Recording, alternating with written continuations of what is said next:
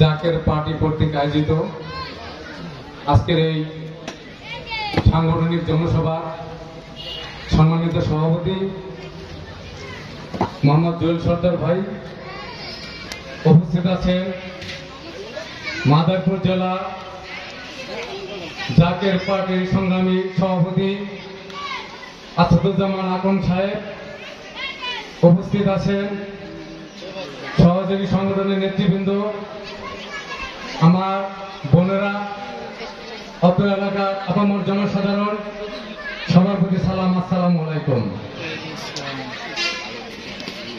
আমরা স্বাধীনতা অর্জন করেছি 54টি বছর হলো। এই 54টি বছরের যে ইতিহাস, সেই ইতিহাসে কি আমরা একবার বলতে পারবো যে আমরা শান্তি পেয়েছি? আমরা কি বলতে পারবো আমরা শান্তি পেয়েছি? আমরা যে প্রত্যাশা নিয়ে এদের স্বাধীনতা হয়েছে, কিন্তু সে প্রত্যাশা অর্জিত হয়নি।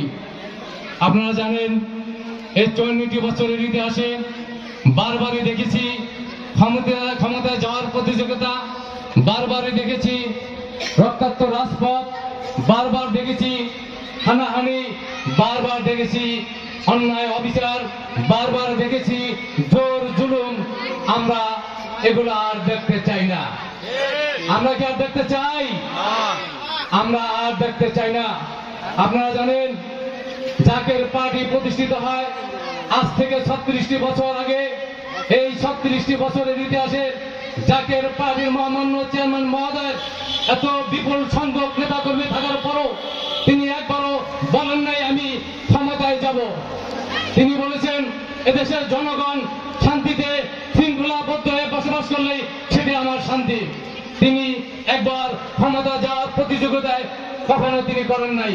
তিনি বলেছেন এদেশের সাধারণ জনগণ, খেটে খাওয়া মানুষ, তারা আমার পরিবার, এই পরিবার যদি সুখে থাকে তাহলে আমি সুখে থাকবো।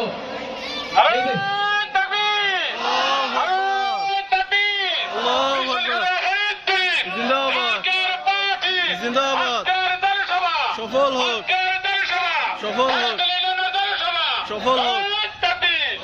এদেশের যে 18 কোটি জনতা আছে, তারা আমার পরিবার। তারা তাদের যেই মুখে যদি হাসি থাকে তাহলে আমি আনন্দ পাই। যার কারণে আপনারা দেখেছেন তিনি কিন্তু এই 36টি বছরের ইতিহাসে দুবার নির্বাচন করেও বিপুল সম্ভাবনা থাকা সত্ত্বেও তিনি নির্বাচন থেকে পিছিয়ে গিয়েছেন।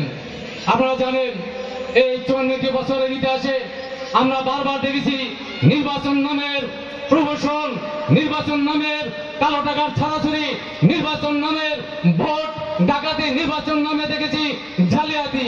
আমরা কি আর দেখতে চাই? আমরা কি আর দেখতে চাই? আমরা ঘুরে দাঁড়াতে চাই। আমরা